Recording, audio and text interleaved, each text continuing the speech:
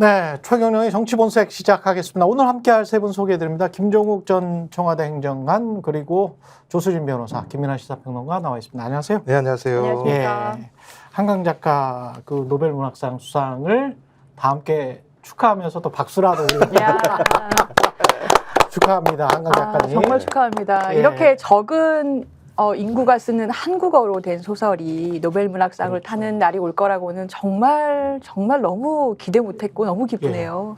한 8천만 명 쓰는 거니까요. 그렇게 적지는 않아요. 우리가.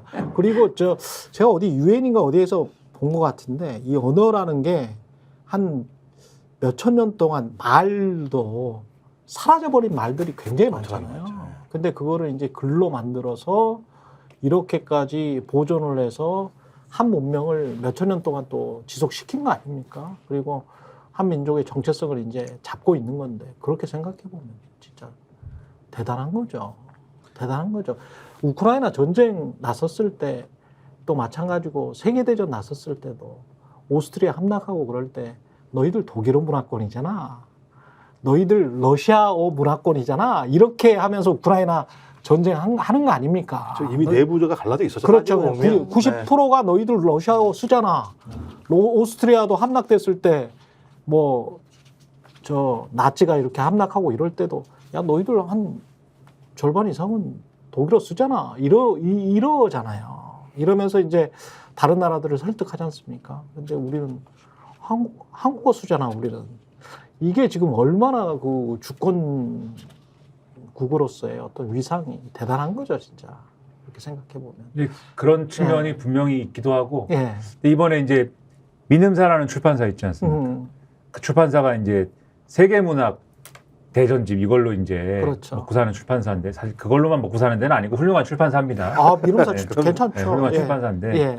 그래서 이제 노벨 문학상 시즌 예. 되면 항상 이제 바빠요. 민음사가. 네, 예. 왜냐면 세계 문학 예. 이제 노벨 문학상 받는 사람이 과거에 낸 책을 분명히 그 출판사가 갖고 있을 거 아닙니까? 그 세계 문학 대전집을 하니까 그 사업을 하니까. 그렇죠. 그러니까는 노벨 문학상을 누가 받으면 그 사람이 옛날에 썼던 책을 낸 적이 있으니까 그걸 또 찍어야 되고 예. 그걸 또 홍보해야 되고 예. 늘 그 시즌에 바빠지거든요. 근데 이번에 할 일이 없다는 거예요. 그래서 자기들이 그 유튜브 방송을 진행을 했어요. 그 생방송을 또 했습니다. 생방송을 막 하다가 자기들도 놀란 거예요. 자기들이 그렇죠. 한강 이게 생중계하다가 한강 딱 발표가 나는 순간 한 5초 동안 얼음이 됩니다. 그러니까 기쁘면서도 또 당황스러우면서도 그렇죠. 그러면서도 한편으로는 퇴근해야 되니까 기쁘면서도 이제 이렇게 복합적으로 근데 그만큼 사실 또 말씀해 주신 것처럼 그러니까 분명히 이제 우리 민족으로서의 자긍심이나 이런 것도 있지만 또 세계 그동안 이제 노벨 문학상을 받아왔던 또 그런 또 흐름과는 또 별개의 또 하나의 흐름을 인정받은 또 그런 측면도 있는 거잖아요. 그렇죠. 그리고 또 어떤 문학평론가 그 말씀 또 하시더라고요. 이게 단지 또 한국 문학이 또 뭔가의 성취를 이뤘다라는 것도 있지만 명확하게 어떤 근대적인 문학 흐름과 또 어떤 구별되는 탈근대적인 흐름이 인정받은 거다. 이런 어려운 또 뭐 평론을 하신 분은 오늘 신문에서 봤는데 어쨌든 한강이라는 작가가 이렇게 여러 가지 의미에서 뭔가 이 새로운 어떤 뭔가를 이루고 있는 것만은 틀림이 없다라는 점에서 그게 또 마침 또 우리의 한국인이다. 그런 점에서도 의미가 있는 것이다라는 평가가 많이 나오는 것 같습니다. 새로운 걸 이루고 뭐 진보하고 이런 걸 또 싫어하시는 분들이 있어. 또 이 과거의 역사에서 그거를 또 극복해서 그걸 또 역사적인 어떤 참담함을 직면하고 그걸 또 쓰고 그렇게 해서 이제 사람들의 그 인류의 보편적인 공감대를 얻어내고 이러는 것보다는 5.18은 빨갱이가 했어, 북한군이 했어 이런 거를 또 좋아하시는 분들이 있단 말이죠. 근데 그런 분들 중에 이제 꽤 상당수가 이번 정부의 주류 세력인 것 같아서 심지어는 뭐 장차관 비슷한 것도 하시는 분들이 있는 거 아닌가 그런 생각이 들 수밖에 없잖아요. 진짜 이제 껍데기는 갈아야하는 얘기를 실제로 저 용차관 문화부 용차관 그 사람은 블랙리스트 청와대에서 만들었던 사람 아니에요. 근데 이제 지금 문화부 차관하는 사람.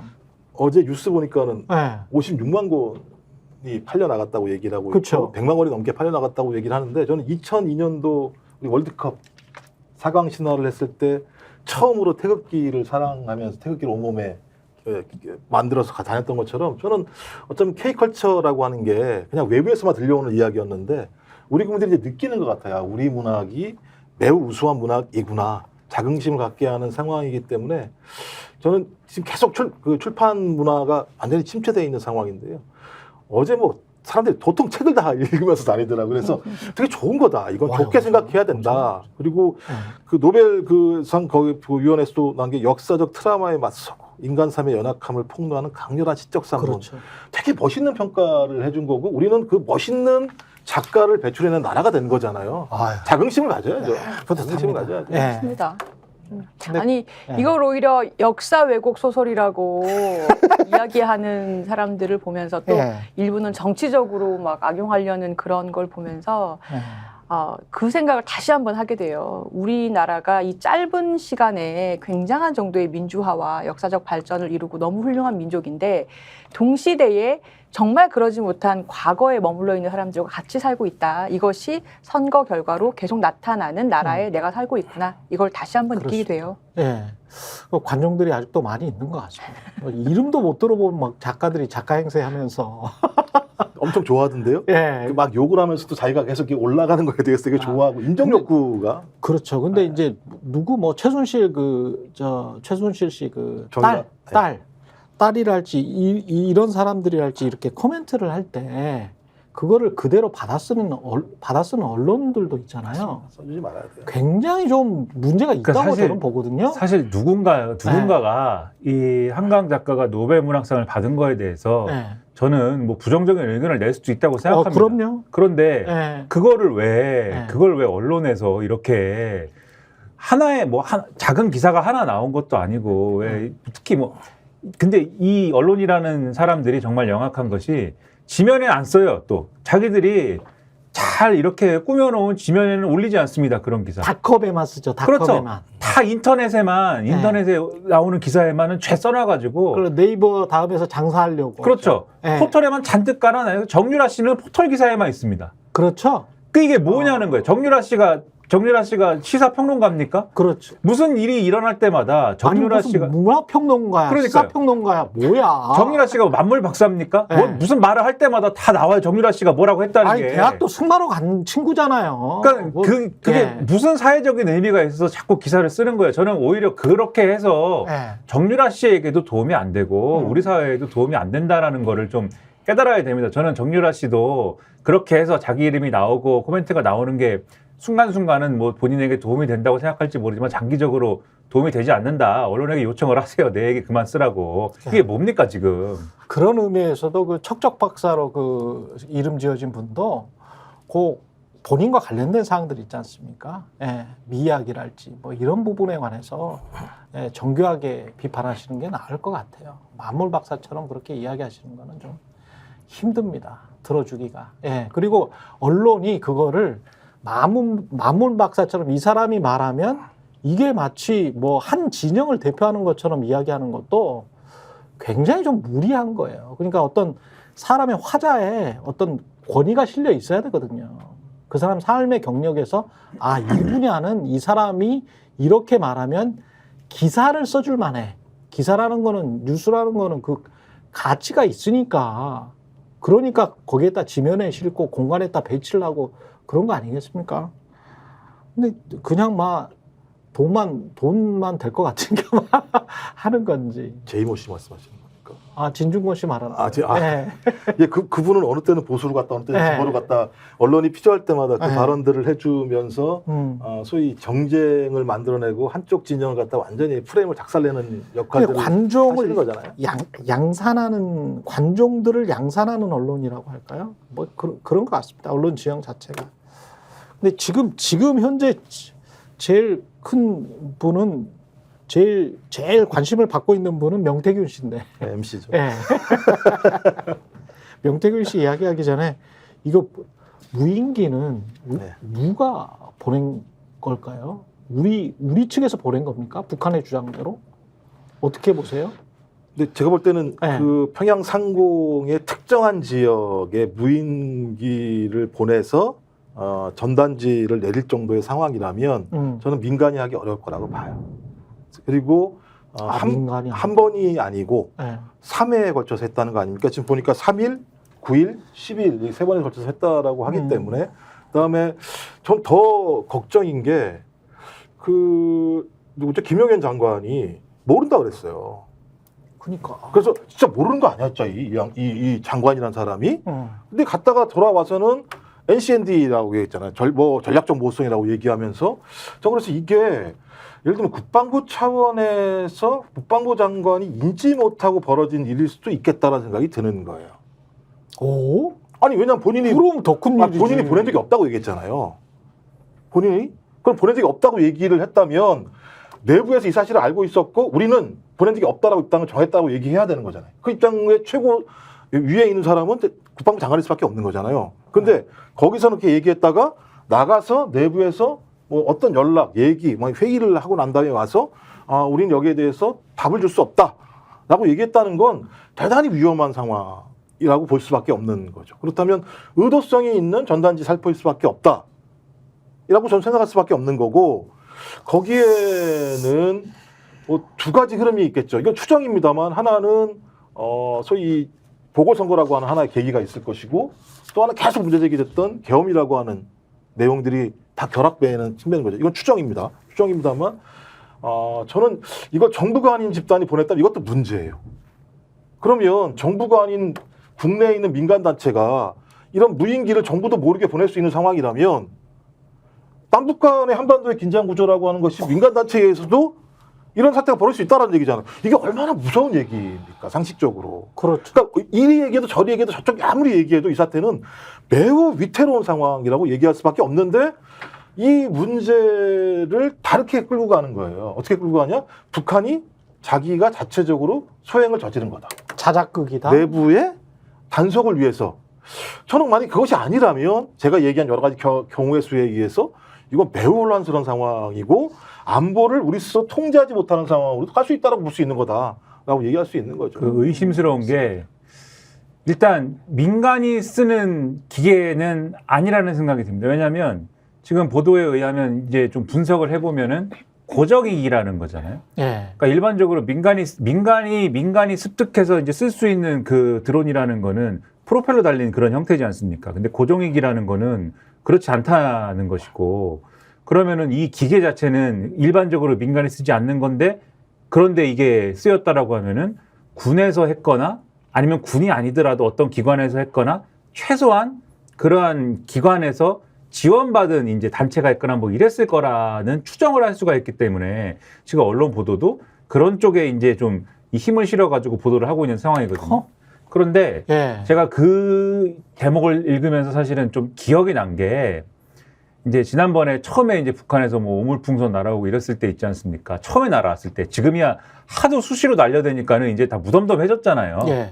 이제 막 이거 문자 오고 이러면은 또 날렸구나 그냥 이렇게 그냥 좀 생각하고 그러는데 처음에 왔을 땐 난리도 아니었지 않습니까? 그랬죠. 그때 이걸 어떻게 대응할 거냐 막 얘기할 때 그 당시 언론에 이제 정부 측에서 나오는 여러 가지 대응 방법 중에 그때 당시에 이제 뭐 확성기 방송을 재개한다, 뭐 대북 심리전을 재개한다, 뭐 여러 가지 얘기들이 있었을 때 그때 우리도 뭐 날리면 된다, 뭐 이런 얘기가 있었거든요. 그러니까 그 당시에는 민간 단체가 먼저 대북 전단을 날려가지고 거기에 대한 어떤 대응책으로 북한의 오물풍선 날리는 거에 대해서 우리도 아예 정부 주도로 날리자 이런 얘기가 내부에서 있어서 그런 얘기도 나온다 이렇게 보도를 했는데 언론이 그 당시에 제가 이 스픽스 요 유튜브 요 방송하면서 아니 그러면 문제가 될 수 있다 이런 얘기를 했던 기억이 나요. 예. 정부에서 그런 식으로 하면은 예를 들면은 뭐 정전협조 위반이나 이런 문제도 발생할 수가 있고 여러 가지 문제가 될 수 있다 이렇게 말씀드린 걸로 기억을 하는데 그런 얘기가 나오니까 또 그 당시에 보도가 또 어떻게 났냐면은 여러 가지 얘기 중에 이제 문장 한두 개를 어떻게 났냐면은 그러니까 이 드러나지 않게 하는 방법도 있다. 그러니까 정부나 또는 기관에서 뒤에서 지원을 하는 형태로 그러니까 민간 단체가 주체가 돼서 뭔가를 날리기는 하는데 뒤에서 지원을 하는 형태로 할 수도 있는 거 아니냐 이런 아이디어도 있다 내부에. 근데 우리가 그러면 이제 그러면 제가 이 형태를 봤을 때 분명히 평양 상공에다가 전단을 뿌리려고 한 거지 않습니까? 이 형태는. 그리고 이 아까 말씀드렸듯이 고정이기 때문에 이 민간 단체가 직접 준비한 거로 보기는 조금 어렵지 않느냐라는 판단을 했다고 말씀드리지 않았습니까?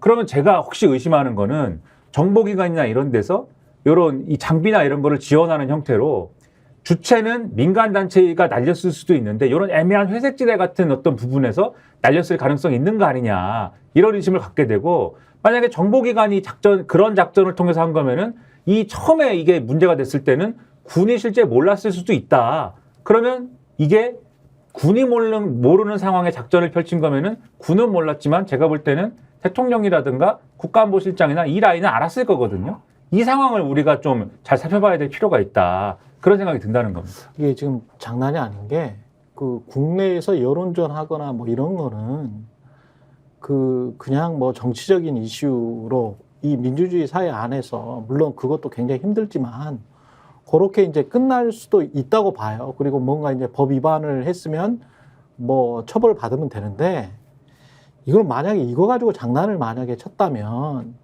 저는 북한의 자작극이었으면 좋겠습니다. 솔직히 말해서.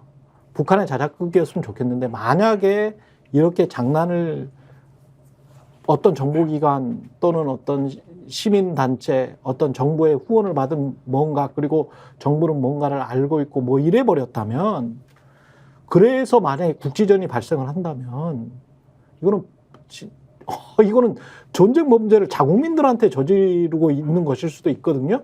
본인들의 국내 정치적인 활용 방안 때문에 이렇게 이야기할 수도 있는 거예요. 만약에 그게 맞다면. 정말 아니라고 믿고 싶은데 진짜 큰일이에요. 만약에 그렇다면. 그렇습니다. 아니 이게 지금 언론에 보도된 북한에서 공개했다라는 사진을 보면 네. 이 무인기에 삐라통이 달려서 이렇게 날아가는 형태더라고요. 그러니까 뭐 마치 뭐 UFO 같은 게 물질적으로 눈에 보인다는 거죠. 그래서 저는 이럴 가능성을 의심을 해보는데 이게 사실은 굉장히 물리적이고 어떻게 보면 그 큰 기술이 필요가 없는 드론 같은 거 있으면 할 수 있는 그런 좀 하수들이 할 법한 그런 이렇게 눈에 보이는 직관적인 삐라를 뿌린다는 거잖아요. 그래서 저는 이게 지금 정부에서 할 것 같으면 무슨 뭐 간첩을 보낸다든가 문화적인 침투를 한다든가 좀 더 고지능적인 걸 할 것이고 이건 저는 민간 단체에서 할 가능성이 높다고 보는데 문제는 아까 행정관님 얘기하신 것처럼 이것도 더 문제예요. 그러면 이게 분명히 한국에서 날아갔을 텐데 날아가는 동안 발견을 못했다. 우리 상공을 날아가는 동안 그것도 문제고 국방부 장관이 이러한 사실 자체를 몰랐다라고 국회에 출석해서 국감에서 얘기한다라는 것도 문제죠. 그리고 말씀하신 대로 그래서 뭔가 국지전이든 뭐든 큰 위험이 발생한다면 이건 더 문제인 거예요. 근데 왜냐하면 대통령이 그런 이야기를 하잖아요. 본인이 얘기했었죠. 예. 비례성의 원칙에 따라서. 예. 박살을 내버리겠다. 북한 정권 끝낼 것이다. 뭐 이렇게 이야기를 하는데 국민들은 저도 그렇고 여기 계신 분들 다 그럴 거예요. 전쟁 나면 우리가 이기겠지. 근데 이기겠지. 근데 이기는 걸 지금 우리가 뭐 의심하는 게 아니잖아요. 우리가 지금 두려워하는 거는 전쟁이 나는 거를 두려워하는 거 아닙니까? 그래서 일단 그 미국에서 시뮬레이션 했어요. 2년 네. 전인가. 예. 서울 용산 상공에 핵무기 한 기가 떨어졌을 때 어떤 일이 발생하는지 시뮬레이션을 했어요. 예. 떨어지는 즉시 50만 명이 죽어요. 서울에 있는 50만 명이 떨어지는 즉시입니다. 그 이후에 뭐 낙지 이런 게 번지게 되면 수백만 명이 죽어나가거나 사상이 되는 상황들이 벌어진다는 시뮬레이션이 있었어요. 그러니까 전쟁이 가장 문제가 되는 건 불확실성이에요. 그럼요. 어떻게 될지 모르는 상황이거든요. 그러니까 예측 불가능한 전쟁들을 벌이게 되면 거기에 대한 피해는 누구냐?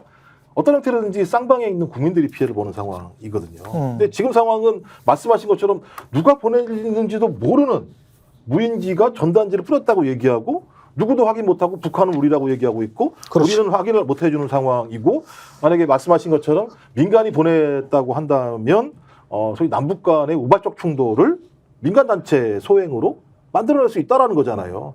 그럼 통제가 불가능한 한반도가 되는 거예요. 그럼 그때부터 누가 힘이 세지는 거냐? 권력을 가진 사람들이 세지기 시작해요. 왜? 이걸 막아야 되니까. 이걸 막기 위해서는 어떻게 됩니까? 자유든 뭐든 일단 침해를 해야 되거든요. 정서 이게 되게 무섭고 이미 효과는 봤다. 그냥 보궐선거 앞두고 이거 지금 보궐선거 지금 며칠 앞둔 거 아니겠습니까? 사실상 보수층 같은 경우 안보 또 중도층도 마찬가지입니다만 이런 심리를 가질 수밖에 없는 측면들이 있는 것이고 또 하나는 계속 얘기했던 계엄 이런 같은 경우도 사실상 이런 조건 하에서는 소위 계엄이라고 하는 것 자체가 구체적인 현실로 국민들 눈앞에 다가올 수 있다는 거죠. 이거 되게 공포스러운 거죠. 예. 그 국내 정치 이슈로 좀 돌아가 보면 명태균 씨가 오늘 CBS 라디오에서 김현정 앵커와 대담을 했는데 아주 재밌는 이야기들이 굉장히 많네요. 뭐가 가장 눈에 띄었는지 한 번씩 좀 지적을 좀 해주시면 좋을 것 같습니다. 예. 일단 지금 이제 많이 언론에서 인용 보도하는 거는 명태균 씨가 이제 6월달 2021년 6월달에 예. 이제 대통령 그 당시 윤석열 대통령 윤석열 후보죠. 윤석열 대통령과 김건희 여사하고 연결이 됐고 그 이후에 거의 이제 매일같이 이제 스피커폰으로 윤석열 대통령과 김건희 여사와 아침마다 이제 거의 이제 회의를 한 것이다 이런 얘기인 것이고 그 다음에 이제 이제 그러니까 당선인부터 시작해가지고 이제 인사를 하지 않습니까? 예. 인수위 단계에서 인사를 할 때 인사와 관련된 의견을 명태균 씨한테 물어왔고 예. 그것에 대해서 명태균 씨가 의견을 내서 그에 따른 인사를 뭐 하고 뭐 그랬다 뭐 이런 얘기도 있고 그다음에 이제 뭐 김종인 위원장하고의 어떤 관계나 이런 것들을 뭐 내가 뭐 이렇게 연결을 하고 등등등의 뭐 워낙 여러 가지 얘기를 했는데 일단은 헤드라인에 많이 실린 거는 뭐 스피커폰으로 매일같이 뭐 이렇게 얘기를 했다 뭐 이런 정도가 일단은 얘기가 나오는 것 같습니다. 저도 이거 보면 이제 네. 거의 원맨쇼 수준이다. 그러니까 이게 지금 명태균 네. 혼자서 다 했다라는 얘기밖에 안 들리는데 어떤 분이 댓글에 그런 이야기 하시더라고요. 포레스트 검프라고. 미국 역사의 그 아주 그 중요한 순간마다 나타나는 포레스트 검프하고 톰 행크스 주연이었죠. 예, 똑같다. 명태균이 지난 한 3, 4년 사이에 거의 그 뒤에 있었던 거야. 근데 다행이네. 다리 수술해가지고 그렇게 잘 뛰지는 못하니까 그나마. 비슷하다. 포레스트 검프도 다리 수술했는데. 근데 이제 지금은 잘 못했어. 근데 저는 놀랐던 게 두 네. 가지였습니다. 대선 얘기는 하나도 안 했어요. 대선 얘기하면 다 뒤집어질 건데 이게 허풍인지 아닌지 모르겠습니다만 지금 나온 얘기는 아무것도 아니라는 얘기를 하고 있는 거잖아요. 대선 얘기라고 하는 건 구체적으로 윤 대통령 내외가 걸릴 수밖에 없는 상황이다라는 거 하나랑 재밌게 본 건 여사가 물어봐요.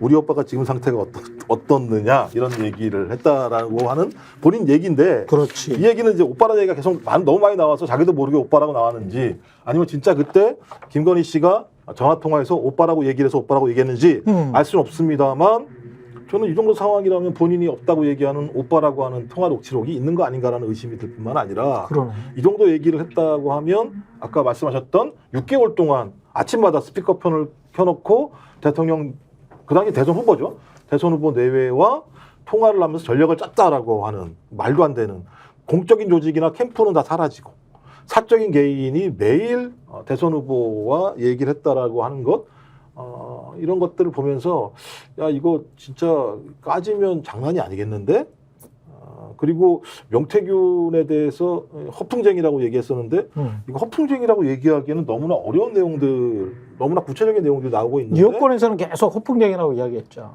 제가 볼 때 이 정도의 시나리오를 짤 수 있으면 제가 볼 땐 노벨 문학상도 받겠어요. 이 정도면 제 생각에는 이걸 어떻게 다 짭니까 일일이. 네. 왜냐면 이 짜는 것도 다 이 날짜 이거 다 맞아야 되거든요. 근데 쭉 제가 훑어보니까 사실관계는 틀린 게 없어요. 그 내에서 사실관계 내에서 뻥 튀긴 거 있을지 몰라도 사실관계가 틀린 게 없다라고 하는 측면이 있는 것이고 또 이제 이건 아닙니다만 여론조사 문제 같은 경우도 제가 볼 때는 매우 많은 바이어스를 집어넣는 것 같다라는 느낌들이 많이 들어서 이런 걸 가지고 여러 사람들에게 전략을 짜줬다고 한다면 국민의힘은 소위 이 잘못된 데이터를 가지고 한 사람에게 놀아나는 정당이 돼버렸다 이런 생각이 듭니다. 그러네. 예. 그러니까 지금 줄거리가 이분이 워낙에 말이 많아요. 말이 굉장히 달변이고 말도 빠르고 그래서 짧은 인터뷰 사이에 여러 가지 얘기를 했는데 일단 본인이 오세훈 서울시장을 만들었다. 그리고 이준석 당대표를 만들었다라는 취지로 오세훈, 이준석을 만든 뒤에 윤이 수소문해서 찾아왔다. 윤석열 대통령이. 그리고 그러니까 본인이 여러 개의 국민의힘의 선거에 개입하거나 뭔가 큰 역할을 했다. 라는 이야기를 합니다. 그리고 또 하나가 여기서 그러면 아까 행정관님 얘기하신 것처럼 그러면 공적인 캠프라든지 공적인 당의 기관하고의 관계가 어떻게 되는 것이냐, 이 사람이 무슨 역할을 한 것이냐가 문제가 되겠죠. 그리고 두 번째로 얘기한 게 대통령 내외와 아침 저녁으로 그 당시에 전화해서 스피커폰을 켜놓고 본인이 조언을 했다. 자, 그러면 이것도 또한 이게 예비 후보든 대선 후보든 간에 후보 시절에 이렇게 이분이 지금 이 선거 캠프에서 아무런 직책이 없던 사람이잖아요. 이런 식으로 조언을 들었다라는 것도 이것이 무슨 의미냐라는 게 문제가 있고, 또 하나가 56만 당원 명부 얘기가 나옵니다. 근데 그거에 대해서 계속해서 어떻게 받았냐, 본인이 제공한 것이 맞느냐를 추궁을 하지만 흐리멍텅하게 얘기를 이렇게 말을 흐리면서 근데 당원 명부를 활용해서 여론조사를 했다는 점을 또 부인하지는 않는 것 같아요. 아니에요. 그 부분은 좀 이따가 그 홍준표 캠프로 넘겨버리잖아요. 그게 이제 예. 정확하게 예. 그 당시에 그 시점에 미래한국연구소는 자신과는 관계가 없었고 없다. 내가 떠넘겨버리거든, 지금. 알기로는 예. 자기가 알기로는 당시 미래한국연구소하고 홍준표 캠프하고 예. 거래를 한 걸로 아는데 내가 그걸 토스를 해준 것이고 토스를 해준 것이고. 정확하게는 어떻게 거래했는지는 모른다. 이제 이렇게 얘기를 하고 있습니다. 자, 거기에서는 그러니까 지금 법적으로 문제가 될 것 같은 거, 그 다음에 윤석열 캠프나 윤석열 김건희에게는 부정적인 영향을 미칠 것 같은 것, 3억 6천만 원과 관련된 거 있잖아요. 요런 것도 그렇고, 그러니까 그거는 돈을 받으러 갔다라는 거 아니에요? 김건희 측이든 윤석열 측이든 하여간 서초동 아크로비스타로 돈을 받으러 갔다. 정산 네. 내역을 가지고 이 갔다. 인터뷰에서는 그 사실을 부정을 합니다. 부정을 하죠. 그러니까 부정을 하는 것들이 고 3억 6천만 원하고, 그 다음에 여론조사 관련해서 56만 명 당원 명부가 어떻게 흘러나왔고, 그거를 조사 처리하는 과정에서 어떤 불법이 있지 않았느냐, 편법 불법이 있지 않았느냐, 그 부분에 관해서는 그거는 홍준표 캠프에서 나온 거야. 정확하게는 나는 관계없다. 나는 관계없다. 홍준표 캠프에서 나온 거를 내가 토스를 한 거고, 미래한국연구소는 나는 그때 소유주가 아니고 아무것도 아니야. 이렇게 이야기를 하면서 지금 현재 우리가 파악하는 걸로는 대표이사가 사실은 명태균인데, 그리고 지금 김모 씨 같은 경우는 일종의 이제 대리인 같은데 그 사람한테 다 책임을 떠넘기는 발언이잖아요. 근데 여기서 이제 중요한 포인트가 당원 명부라는 거는 어떤 경우에도 외부 유출되면 안 되는 거거든요. 근데 어쨌거나 당원 명부가 외부에 돌아다니고 있다라는 것을 전제로 해서 지금 누가 유출했는지 아니 그러니까 개관하고 그거를 있잖아요. 홍준표 캠프 측에다가 떠넘겨 버리잖아. 네, 그러니까요. 근데 그러한 일이 국민의힘에 만약에 있었다면 그 자체로도 굉장히 문제인 거예요. 아니 그게 지금 핵심은 이 사람이 지금 보호하고 싶은 사람은 윤석열하고 김건희밖에 없지, 홍준표나 이런 사람들은 안중에 없어요. 그러니까 국민의힘은 문제가 없어요. 네. 그냥 후보들한테는 명부 줄 수 있거든요. 후보한테만 주게 돼 있죠. 그러니까 홍준표 캠프가 그걸 가지고 있는데 그렇지. 홍준표 캠프가 넘겨준 거야. 네. 중간에 해달라 해줬는데 그게 그거였어? 그렇지. 나는 몰랐어. 이 얘기하는 거예요. 그래, 그러니까 맞아. 자기는 다 지금 도망갈 구멍을 만들어 놓고 맞아, 있는 거고, 맞아. 그다음에 다른 사람한테 압력으로 너희도 입담으로 내가 다 깐다. 그렇지. 대통령 부인한테도 얘기하는 거죠. 내가 다 얘기할까요?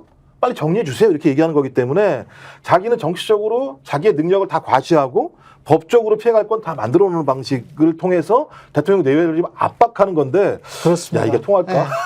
그거 잘 모르겠습니다. 왜냐하면 그런 부분이, 아니 그런 대선과 관련돼서는 제가 그 정도만 이야기하겠습니다. 지금 국정 운영하고 계신 분이고, 또 제가 대통령과 여사를 거론한다는 거는 제가 살아온 어떤 가치관으로서는 불손한 행위예요. 이렇게 이야기를 합니다. 그러니까 앞에 대선과 관련돼서는 제가 그 정도만 이야기하겠습니다. 나는 대선이고 뭐고 더 많이 있다라는 거를 지금 암시하고 있고요. 그리고 계속 그 끊임없는 메시지는 윤석열, 김건희 여사 쪽에 전달을 하면서 나는 많이 가지고 있지만 나는 끝까지 당신들 지키고 있고, 그거를 심지어는 약간 스핀 먹여서 홍준표 측으로 지금 넘긴 상황이야. 그리고 미래한국연구소랑 나의 관계는 없는 것처럼 지금 이야기를 이미 했어. 잘 들었지? 라고 지금 메시지를 주고 있는 것 같습니다. 그래서 사실 이것 자체가 대중한테 어떤 진실을 이야기한다기보다는 청자 자체가 대통령실이에요. 당신들 잘 들어. 나는 지금 아직까지는 충성을 다하고 있어. 뭐 이런 식인 것 같은데. 그런 메시지를 줌으로써 거두고 싶은 효과가 뭐겠습니까? 결국은 검찰 수사거든요. 그리고 검찰 수사고 누누이 말씀드립니다만 명태균 씨로서는 걱정할 만한 일이 있으니까 그러면 이런 행보를 하는 거 아니겠습니까? 그렇지. 걱정할 일이 없으면 뭐하러 지금 이런 식으로 얘기를 하겠습니까? 걱정할 일이 있으니까 지금 쭉 말씀하셨듯이 어떤 수준에서는 그렇다고 해서 하나도 얘기 안 하는 게 아니잖아요. 지금. 그렇죠.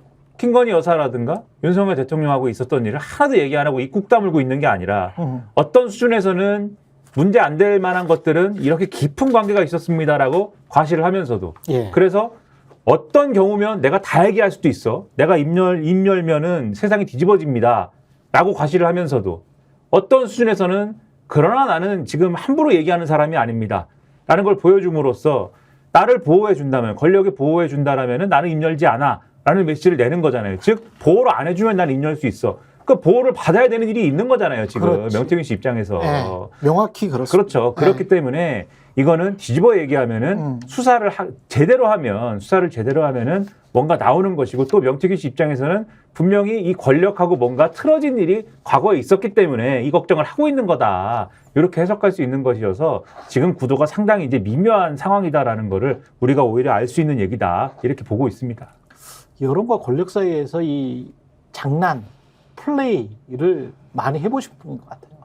뭐 자기가 얘기하지 않습니까? 네. 나머지들은 다 모르는 거 아니야? 나만 다 아는 거야?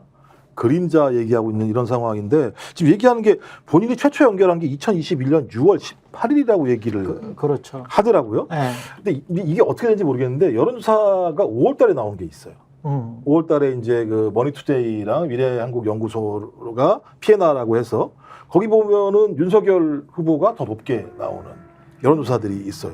그렇다면 제가 볼 때는 만약에 6월 18일이 사실이라면 그 전부터 이미 작정을 하고 접근을 할 수 있는 노데이터를 본인이 만든 거죠. 5월 달부터 이미 예. 만들었죠. 그럼 이 노데이터를 만들어서 접근할 수 있을 거라고 판단했다면 저도 제가 볼 때는 뭐 김종인이든 아니면 이준석이든 김영선이든 라인을 깔 수 있는 걸 전제를 했었다라는 거죠. 저 그렇다면 기획이 다 있는 거였던 거고 그 기획을 통해서 딱 접근을 했는데 100% 성공이 된 거죠. 본인 말대로 6개월 동안. 이건 제가 볼 때 검찰에서 핸드폰 뺏어가지고요. 예. 그냥 통화 그냥 내용만 확인하면 돼요. 했는지 안 했는지만 확인하면 되는 거 아니겠습니까? 그러니까 아주 단순해요. 진짜 6개월 동안 통화, 뭐 매일 아니더라도 일주일에 한두 번이라도 했다는 게 나오게 되면 명태균이 한 얘기는 사실 개연성, 그것의 증폭은 모르겠습니다만 개연성이 높잖아요. 그러니까 이 부분은 논쟁을 할 필요가 없이 진짜 그 홍준표 대구시장 말대로 야 검찰 니들 뭐 하냐? 빨리 수사해라. 그래서 바로 내놓으면 끝날 거 아니냐? 우리가 이런 얘기 뭘 해야 되냐? 피곤하게. 근데 제가 볼 때 이거 하기 어렵죠. 검찰도 전체 구도를 확인을 해봐야 되거든요. 이거 잘못 건들면 검찰이 대통령을 작살내는 일이 벌어질 수가 있는 상황이기 때문에 저는 진짜 이게 뜨거운 감자를 서로 만지고 있다라고 볼 수밖에 없는 이게 제가 잘못 건드리면 제 생각에는 보수가 괴멸합니다. 이 사건은. 왜냐하면 홍준표 시장이 쓴 글을 잘 봐야 된다고 저는 생각하는 게 그 검찰이 빨리 수사를 해라. 이 사람 잡아놓으라. 그 얘기지 않습니까? 근데 그 얘기를 지금 또 썼는데 전제가 반드시 있어요. 이 글에는. 우리는 피해자다가 전제가 되어 있습니다. 그러니까 명태균이라는 선거 브로커의 말 한마디에 우리가 이렇게 휘둘려서야 되겠느냐. 우리는 피해자다. 이 사람을 자꾸 모른다고 하지 말자. 우리 이 피해자라는 거를 인정하자. 왜냐하면 모른다고 하면 이 사람한테 역공당하니까. 왜냐하면 모른 적이 없거든요. 한 번도. 모른 적이 없어요. 한 번도. 누구도 이 사람을. 다 아는 사람. 제가 어떤 분이 어디 가서 얘기를 하고 있는데 유튜브 댓글에 이렇게 쓰시더라고요. 명태균 씨는 국민의힘의 숨은 고수였다. 숨고. 네, 우리 숨고 앱이라고 있지 않습니까? 네. 거기서 쓰면 이제 막 부르잖아요. 어떤 네. 전문가를 집 고쳐주고 뭐 이런 분을. 네. 맨날 부르는 숨은 고수였기 때문에 모르지 않는다, 누구도. 그런 사람이었기 때문에 모른다라고 하면 역공당하는 거예요. 그런데 안다는 걸 인정하되, 그러니까 역시 검사 출신이죠. 안다는 걸 인정해야 된다. 하지만 어떻게 하는 거냐? 피해자다. 선거 브로커한테 당한 피해자다, 우리는. 그러니까 검찰한테 일종의 가이드라인 주는 겁니다. 선거 브로커한테 당한 피해자인 사건이고, 이거는 그 전제하에 그 프레임에서 검찰 수사를 해야 되는 것이기 때문에 일단은 집어넣어서 일단 말을 못하게 하자, 뭐 이런 것 같아요. 근데 진짜로 본질적으로 진실을 찾기 위해서 선거 국면마다 명태균 씨가 뭐 했느냐에 대해서 제가 볼 때 수사를 한다 그러면 제가 볼 때 이 사건과 관련돼서 여러 사람들이 지금 얘기를 하고 있고 뭐 어떤 거는 부인도 하고 있습니다만 아까 말씀하셨듯이 명태균 씨가 상당한 이제 허세와 허풍을 뭐 하고 있습니다만 제가 볼 때 이 사건과 관련돼서 말하는 사람 중에 명태균 씨 말이 제일 진실에 가까운 거 아닌가라는 의심을 갖고 있어요. 허세와 허풍이 많이 있습니다만 그럼에도 불구하고 그러니까 이게 아까 5월달 여론조사 말씀하셨잖아요. 잘 생각해 보시면 김종인 당시 비대위원장이 2021년도에 결의 순간 얘기하지 않습니까? 그렇죠. 1월 달에 얘기합니다. 2021년 1월 달에. 그때 이미 비대위원장이거든요. 예. 그리고 오세훈 서울시장 선거가 아마 재보궐선거 4월인가 그럴 거예요. 그리고 3월 뭐 이렇게 그때 뭐 안철수 오세훈 단일화 이런 거 하고 막 난리가 나고 뭐 이런 거를 순차적으로 하는데 다 여론조사가 낍니다. 그런 순간순간마다. 그리고 이분은 명태균 씨는 자기가 김종인 위원장하고 뭔가 일을 도모했다라고 계속 얘기를 하는 거잖아요, 지금. 그러면 그 당시에 별의 순간 얘기하고 우리 국민의힘에는 대권 주자가 없기 때문에 윤석열이라는 사람을 대권 주자로 데려와야 될 수도 있어. 이런 얘기를 하던 차였는데 어떤 여론조사나 어떤 여론조사에 근거한 작업을 했을까 안 했을까 이런 생각을 평론가는 할 수밖에 없거든요. 그런 흔적들 아니냐 이런 상상을 해볼 수가 있는 것이기 때문에 그럼 이런 거 다 만약에 단서를 추적해가지고 검찰이 예를 들면 정말 늘 좋아하는 압수수색 다 해버리고 막 다 열심히 하는 그런 거 있지 않습니까? 특수부 방식에 이 석유 터질 때까지 파는 수사? 그렇게 하면 어떻게 되겠습니까? 제가 볼 땐 보수 괴멸합니다. 그런 방식으로 하면 이게 제가 볼 때는 큰일 난다. 이거 과연 할 수 있겠느냐. 법적으로 어떻게 생각하세요? 아니 보수가 괴멸 안 당하고 홍준표 시장이 말하는 거는 이거 아니에요. 그러니까 김기현 변호사가 JTBC에 제보하고 이야기했던 거를 지금 경찰은 업무방해죄로 걸어버렸잖아요. 그러니까 JTBC가 멍청해가지고 김기현이 허위 사실을 말했는데 예. 그거를 JTBC 보도국이 다 검증을 못하고 그냥 보도를 해버린 이 멍청한 원래 이 사람들은 멍청한데 김기현은 저 위에 있기 때문에 굉장히 이 사람들을 업무방해를 해서 JTBC의 보도국 업무방해를 했다. 이거는 지금 뉴스타파에 있는 봉지욱 기자도 똑같이 지금 업무방해로 걸려 있거든요. 봉지욱이 너무나 똑똑하기 때문에 사회부장이랄지 보도국장이 다 속았다는 거잖아요. 예? 그런 식으로 해서 이제 업무방해로 건 거예요. 그러면 명태균 같은 경우도 명태균이 너무 똑똑한 거야. 너무 똑똑해서 홍준표, 오세훈, 윤석열 막 다 속인 거야. 업무방해로. 대선에서부터 지선까지. 예? 다 속인 거지. 그럼 명태균 하나만 잡아넣어. 이제까지 검경의 행태를 보면 그러니까 보수는 개면 안 되고 그렇게 될 수도 있나? 근데 명태균이 이제 파일을 가지고 있구나. 그렇게 하기에는 명태균이 파일을 가지고 있네. 너무 많이 가지고 있죠. 네, 너무 많이. 어떻게 보세요, 법적으로는? 아니, 그러니까 이거를 법적인 문제와 좀 구별을 해야 된다는 생각이 저는 이제 들기 시작하는데요. 이게 뭐냐면 이게 명태균 씨가 굉장히 많은 말을 쏟아내면서도 사실상 보면은 딱 떨어지게 육하원칙에 맞게 누가 무엇을 했고에 대해서는 또 애매모호하게 흐리고 있어요. 그러니까 지금 이 김현정의 뉴스쇼 오늘 아침에 한 거 이 긴 거를 아무리 여러 번 분석을 해도 그래서 누가 어떤 역할을 했다는 것인지는 명확하게 얘기를 안 해요. 그게 본인이 고도로 이제 계산해서 얘기를 하고 있다는 겁니다. 그래서 여기서 이 명태균의 말의 바다에서 우리가 무엇이 불법이냐를 찾기 시작하면 이게 저는 오히려 그 노림수에 빠진다고 봐요. 그래서 우리가 볼 본질은 두 가지로 갈라서 아까 우리 평론가님 얘기하신 것처럼 국민의힘에서 이렇게 이 여러 선거와 여러 이 조직에서 있을 수 없는 일이 아무 직책 없는 사람이 횡행하고 있다라는 것의 사실성, 그것이 얼마큼 사실인가를 우리가 가려야 된다라는 문제가 하나 있을 것 같고, 또 하나가 이것이 맨 처음에 어떻게 발단이 됐습니까? 사실은 이 며칠 동안 사라진 말이 김건희 여사의 공천 개입이에요.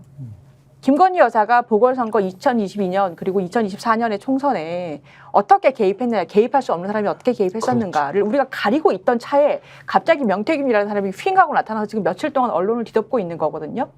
그래서 본질은 원래 김건희 여사의 공천 개입 그리고 그 당시에 어떻게 이 총선에서 있을 수 없는 일이 일어났는가라는 거를 파고 있었다라는 길을 잃지 말아야 될 것 같습니다. 2022년, 2024년에 재보궐선거죠. 2022년은 그리고 2024년 총선 그리고 그 이후에 나온 걸로는 지방선거까지. 그렇죠. 다 김건희 여사의 공천 개입이 있었느냐 없었느냐 그쪽으로 집중을 해서 또 검찰의 조사나 수사가 이루어질라나? 도이치모터스도 그렇게 하는데 말씀하신 정치적 측면도 있습니다만 이제 그 법적인 부분도 분명히 있죠. 왜냐하면 2022년도 대선 경선 과정에서 정치 자금을 부정하게 수수했는지 여부에 대해서 판단하는 부분들 그렇지. 이게 가장 중요하겠죠. 어떤 형태로든지 지금 예. 벌어진 부분이고 예. 그걸 통해서 본인이 복을 받았는지 안 받았는지 확인이 된다. 복을 받았다고 한다면 부정하게 수수를 한 것이고 거기에 대해서 신고를 하지 않았기 때문에 소위 윤석열 후보 같은 경우는 정치자금법 위반 혐의가 되는 것이고 말씀하신 두 번째가 2022년 보궐선거에서 소위 대통령 부인이 공천에 개입했는지 여부 이 부분을 확인하는 거고 그다음에 2024년도도 마찬가지입니다만 지금 이제 그런 거거든요. 2023년도에 12월 달에 당무감사를 통해서 김영선 의원이 하위에 있다는 사실들을 인지했다는 거잖아요. 명태균 씨가. 그러니까. 예. 그걸 어떻게 인지를 했지?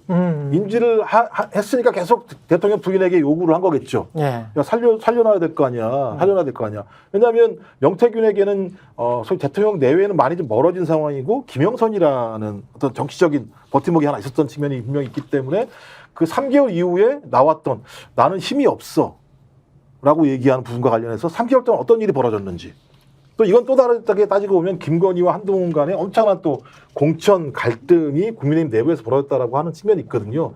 이 세 가지가 가장 중요한 측면이다. 이 세 가지를 검찰이 밝혀내야 되겠죠. 그럼 그게 밝혀진다면 제가 볼 때는 어떤 형태로든지 대통령, 그게 사실이라면 대통령은 소위 이 법률적인 범주 내에서 벗어나기 어려운 상황이 되겠죠. 그리고 그런 생각도 들어요. 이번 인터뷰 보니까 CBS가 이제 명태균한테 접촉을 했을 거 아니에요. 그러면서 이제 인터뷰 좀 하자. 뭐 핫하니까 그럼 충분히 그럴 수 있다고 보는데 명태균은 왜 이 시점에 CBS를 선택했을까? 그리고 그 전에 대통령실에 김건희나 또는 윤석열 측과 어떤 접촉이 없었을까? 그러면 CBS와 대통령실의 어떤 접촉이 없었다고 할지라도 CBS에서도 오퍼가 오고 그리고 이제 이거를 상식적으로 지금 발언한 내용들을 보면 철저히 대통령 부분은 감싸고 있기 때문에 명태균은 대통령실에서 어떤 프레임이나 가이드라인을 충분히 논의를 하고 언론에 나온 것 아닌가? 그리고 특정 언론, CBS 정도면 적당하게 마사지가 될 수가 있겠다. 라고 그런 판단을 하고 나온 것이 아닌가? 뭐 그런 생각도 좀 들더라고요. 그래서 대통령실, 이거는 사실은 그러니까 이 전반적으로 쭉 보지 않습니까? 그러면은 선거 과정에서 또 우리가 뭐 어떤 인간에 관해서 후보에 관해서 진실로 알고 투표를 한 건지 명태균을 비롯한 뭐 이준석은 스스로 공공연히 본인이 어떤 정치공학적으로 굉장히 뛰어남을 자랑을 했잖아요. 그러니까 그런 어떤 언론 플레이에 능한 어떤 정치 선수들 앞에 있는 뭐 얼굴 마담들과 뒤에 있는 선수들에게 그냥 이렇게 속아서 지금 투표를 하고 있는 건지 저는 정치적으로나 사회적으로 봤을 때는 그것도 한번 청취자들이 시청자들이 곰곰이 생각을 해보셔야 될 것 같아요. 근데 너무 슬픈 질문을 하시는 것 같은데. 아니 그러니까 그게 사실이라면 진짜 이게 슬픈 거지 않습니까? 그러니까 공학에 의해서 민심이 좌지우지될 수 그렇죠. 있다. 근데 그런 얘기 있었거든요. 속으로 그리고 이 인간들이 그거를 충분히 지금 믿고 행동하는 것 같잖아. 그래서 저희가 있잖아요. 여론조사가 여론을 만든다는 얘기가 있지요. 실제로 있었고. 그렇지. 그래서 많은 국민들은 실제 어떤 여론이 흐르는 건지 잘 모르기 때문에 대부분 아는 사람들과 대화를 통해서 아니면 뭐 언론, 방송을 통해서 듣는 기사를 통해서 알 수 있는데 가장 명확한 게 숫자는 여론조사잖아요. 그렇죠. 조사가 딱 나와서 그 이준석 1등이야? 올랐는데? 그 다음에 또 갑자기 윤석열이 1등이야? 이런 얘기를 들으면서 보수의 여론 또는 중도의 여론은 윤석열이구나 아니면 이준석이구나 그렇지. 이렇게 인지를 하면서부터 다시 여론이 만들어진 측면들이 분명히 있거든요. 근데 중도라는 게 누군지도 몰라. 그렇죠. 지금도 그렇고 그때도 몰랐어. 그쵸. 근데 그때는 중도는 다 윤석열 쪽이었던 것처럼 몰았거든. 그렇죠.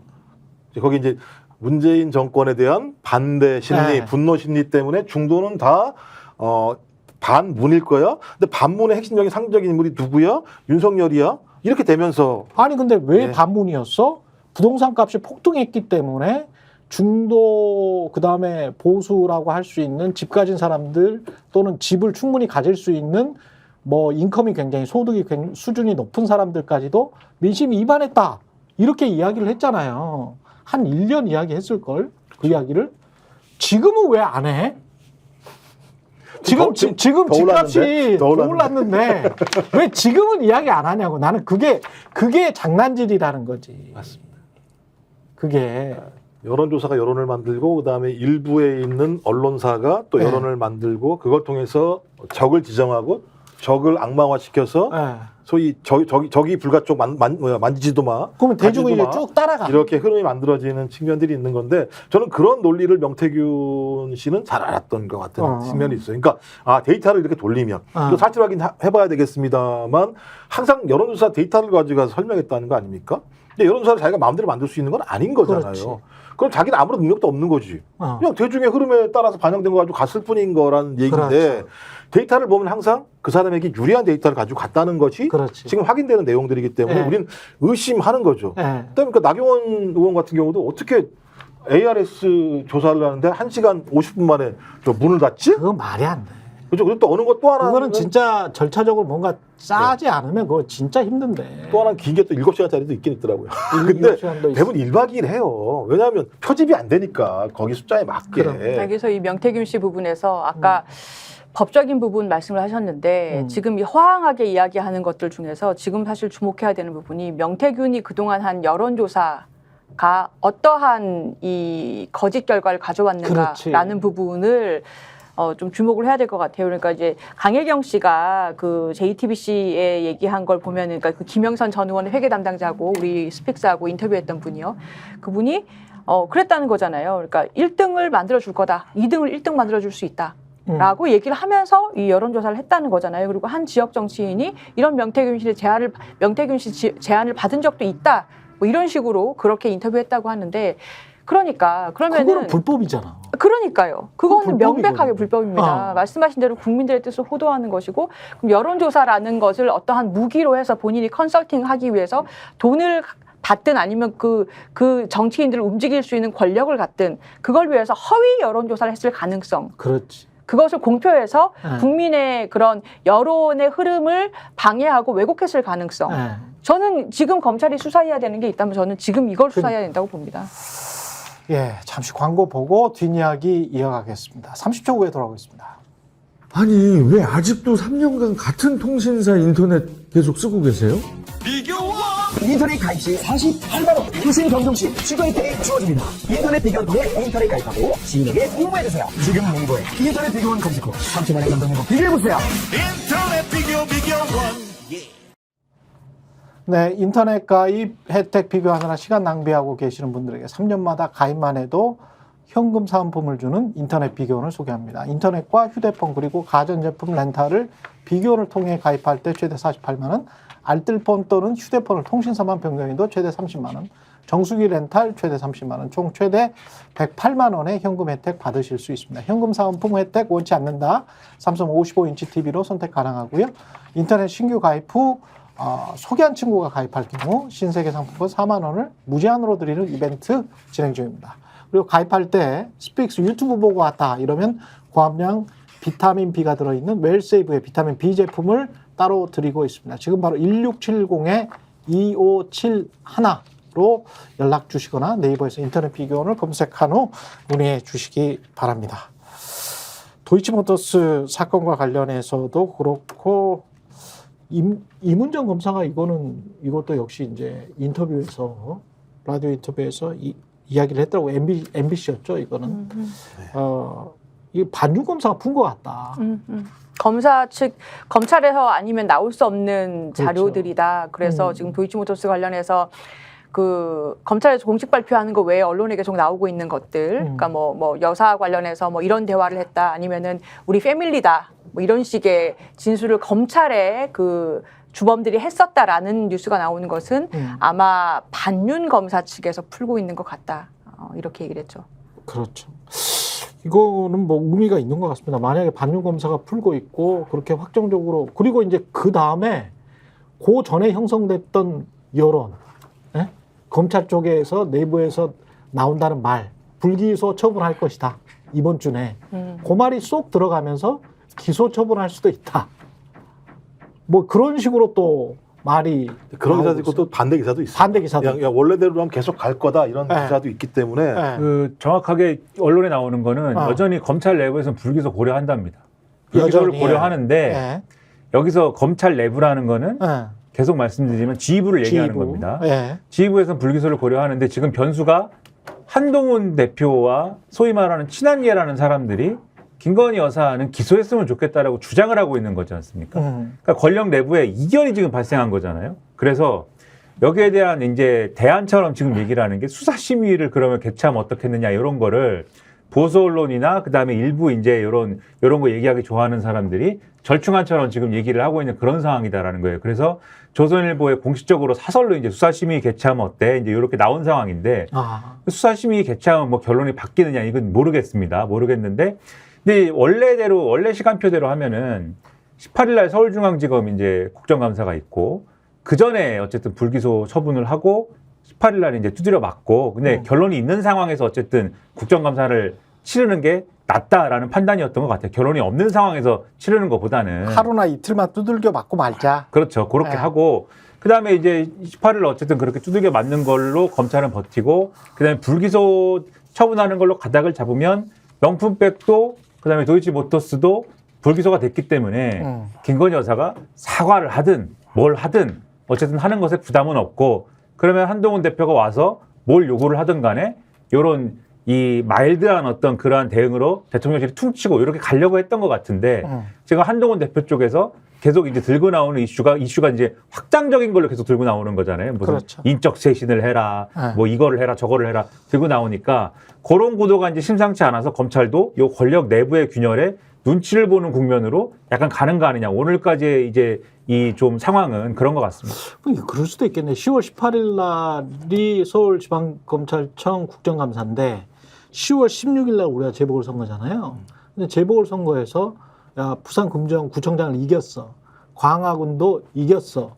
그리고 전남이나 뭐 이쪽은 어차피 질 곳이니까 뭐 그렇다고 치면 대통령실 입장이나 뭐 김건희 여사 쪽에서도 이기잖아. 뭐 없어도 이기잖아. 뭐 괜찮은 거 아니야? 지지율도 10%대는 아니잖아. 여기서 이제 바닥 찍고 삼성전자처럼 또 오를 거 아니야? 뭐 이렇게 이제 뇌피셜을 굴릴 거란 말이죠. 그리고 이제 또 여론도 동원하고 뭐 이러면서 야, 이제 그만하고 이제 가을도 됐고 그렇으니까 우리가 또 겨울잠도 자고 그래야 되니까. 말씀하신 10월 16일 이후로 다 밀어놨죠. 네. 그때도 10월 16일 이후로 밀어놨고, 그렇지. 그러니까 말씀하신 10월 16일 날 결과를 본 다음에 네. 한동훈을 때려잡던, 아니 말씀 넘어가든 이럴 거라 생각이 드는데 일단 오늘 여론조사 꽃에서 10%대를 찍었죠. 아, 여론조사 꽃은 찍었군요. 19.2%를 찍었습니다. 19.2%를. 대통령실은 그럴 거야. 야, 여론조사 꽃이야. 꽃이야. 한국 갤럽은 아니잖아. 하필이면 지난주에 갤럽이 역사를 안 하는 바람에 이런 분이 벌어졌습니다만 네. 저는 한동훈 말도 웃기긴 해요. 네. 자기 말에 하면 국민들이 납득할 만한 조치를 취해야 된다면서 기소하라고 얘기하는 거잖아요. 그렇죠. 그러니까 국민 민심이라는 거잖아요. 아니 근데 그 말은 안 해. 기소라는 단어는 안 써. 그러니까 여하간 국민의 뜻이 네. 그런 거잖아요. 네. 근데 뭐 특검법에 대해서는 국민의 뜻은 따르게 생각하고 이건 뭐 제가 이제 한동훈에 대한 비판을 네. 하는 건데 네. 어떤 형태든 제가 볼 때는 검찰이 기소하는 순간 김건희 씨는 유죄다. 자기 스스로 선언하는 거예요. 아니 기소하는 이유가 뭡니까? 네.